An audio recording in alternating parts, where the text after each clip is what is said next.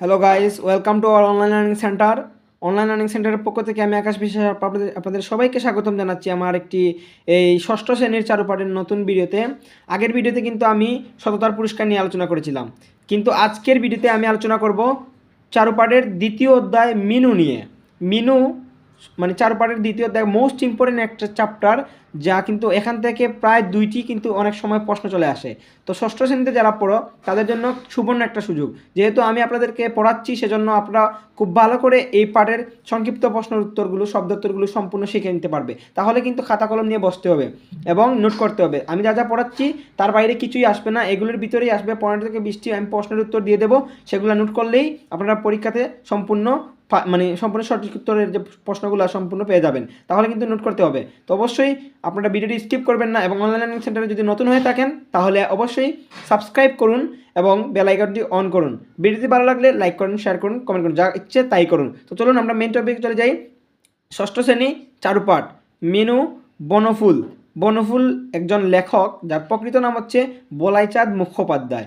বনফুল হচ্ছে একজন লেখক যার প্রকৃত নাম হচ্ছে বলাইচাঁদ মুখোপাধ্যায়, লিখেছেন কিন্তু মিনু। ওকে, 1 নম্বর প্রশ্ন, সংক্ষিপ্ত প্রশ্নের উত্তর। 1 নম্বর প্রশ্নতে আছে বনফুলের প্রকৃত নাম কি? বনফুলের প্রকৃত নাম হচ্ছে বলাইচাঁদ মুখোপাধ্যায়।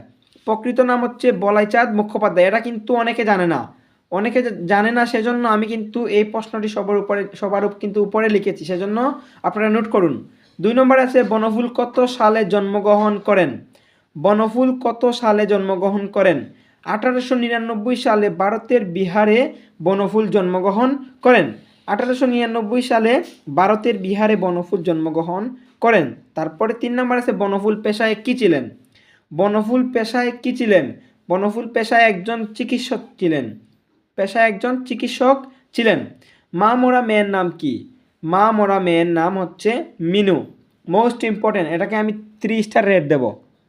3 স্টার রেট আপনারা অবশ্যই কমেন্ট এটা কিন্তু 3 স্টার রেট দিলাম, নোট করে রাখেন। 5 নাম্বার আছে মিনুর বয়স কত ছিল? মিনুর বয়স কত ছিল? মিনুর বয়স ছিল 10 বছর।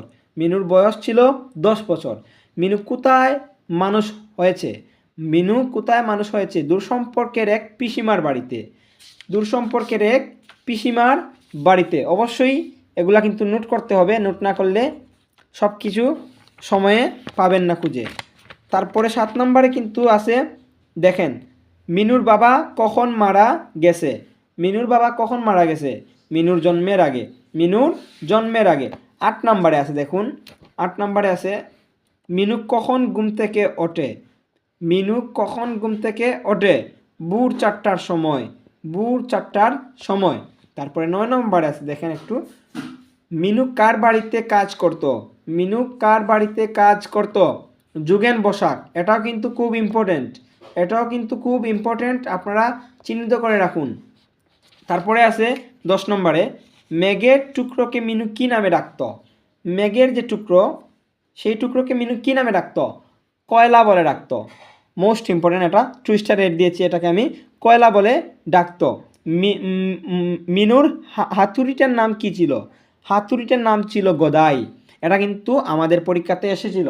মিনুর হাতুড়িটার নাম কি ছিল? গদাই। মোস্ট ইম্পর্টেন্ট কিন্তু, 3 স্টার রেটিং। তার পাথরের নাম কি ছিল? শানু। পাথরের নাম শানু, হাতুড়িটার নাম ছিল গদাই। এবং মেঘকে মিনু কি বলে ডাকত? কয়লা বলে ডাকত। প্লিজ আপনারা নোট করে রাখুন। পেটে বাতায় অর্থ কী? পেটে বাতায় অর্থ হচ্ছে পেটে বাতে। কালা অর্থ কী? এই কালা কিন্তু কোনো রঙের কালো না, রঙের তফাৎ বুঝাতে কালা না। এই কালা হচ্ছে বধির বা আপনি কানে কম শুনতে পান, এরকম বুঝাতে এই কালা ব্যবহার করা হয়েছে। তারপরে আছে, দেখুন, বনফুল কত সালে মৃত্যুবরণ করেন? বনফুল কত সালে মৃত্যুবরণ করেন?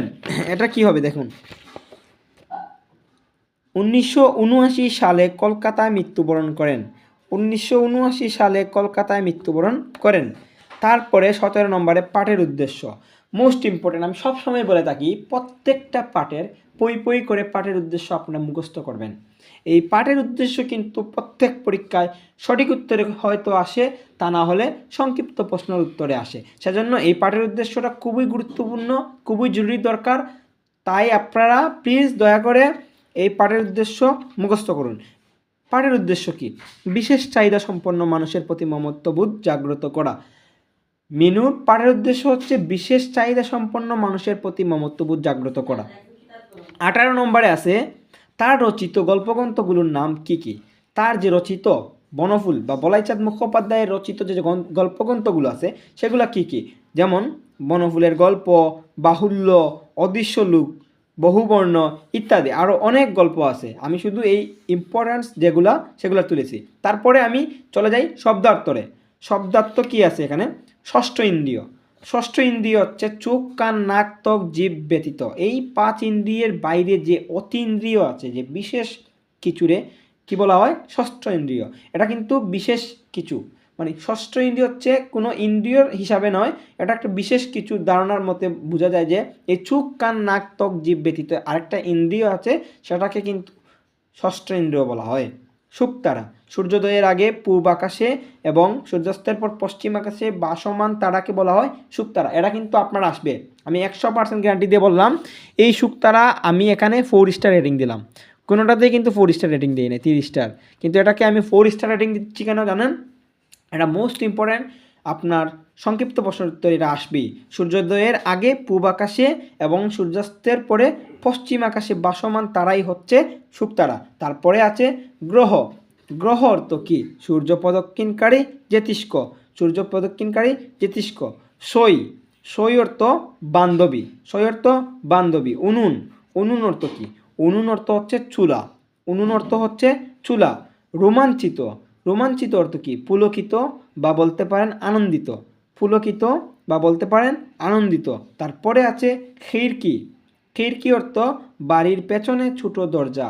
খিড়কি অর্থ বাড়ির, যে অনেক সময় দেখবেন গ্রামের বাড়িতে কিন্তু ছোটো ছোটো দরজা দেওয়া থাকে, যে বলে এটাকে রান্নাঘরের পিছনে কিন্তু আপনারা অনেক সময় দেখতে পারবেন ছোটো ছোটো দরজা দেওয়া থাকে। এই দরজাগুলোকে বলা হয় খিড়কি। খিড়কি অর্থ বাড়ির পেছনে ছোটো দরজা। তো বন্ধুরা, আজকের এই ভিডিওটি এই পর্যন্ত ছিল। অবশ্যই কিন্তু আপনারা কমেন্ট করবেন যে ভিডিওটি কেমন লেগেছে। আর যদি আমাদের অনলাইন লার্নিং সেন্টারে যদি নতুন হয়ে থাকেন তাহলে অবশ্যই আমাদের চ্যানেলটিকে সাবস্ক্রাইব করে পাশে থাকবেন, পাশে থাকা বেল আইকনটি ক্লিক করুন। এবং আমরা কিন্তু এই যে ষষ্ঠ শ্রেণীর চারুপাঠের উপর, মানে প্রত্যেক সাবজেক্টের উপর আমরা কিন্তু প্লেলিস্ট আকারে ভিডিও দেব। আজকেই শুরু হলো আমাদের এই ভিডিওটি, এবং এই চারুপাঠ শেষ হওয়ার পর কিন্তু আমরা ইংরেজিতে যাব, গণিতে যাব, বিভিন্ন সাবজেক্টের উপর আমরা বিভিন্নভাবে ভিডিও তৈরি করব, কিন্তু সম্পূর্ণ অধ্যায়ের উপর ভিডিও তৈরি করব, কোনো স্কিপ করব না। সেজন্য আপনারা কিন্তু দেখতে হবে। আপনারা যদি না দেখেন ভিডিওগুলো তাহলে আমরা কিন্তু উৎসাহিত হব না। ধন্যবাদ সবাইকে এতক্ষণ থাকার জন্য আমার সাথে। আপনাদেরকে অসংখ্য ধন্যবাদ জানিয়ে আমি বিদায় নিচ্ছি। দেখা হবে অন্য কোনো ভিডিওতে। ধন্যবাদ।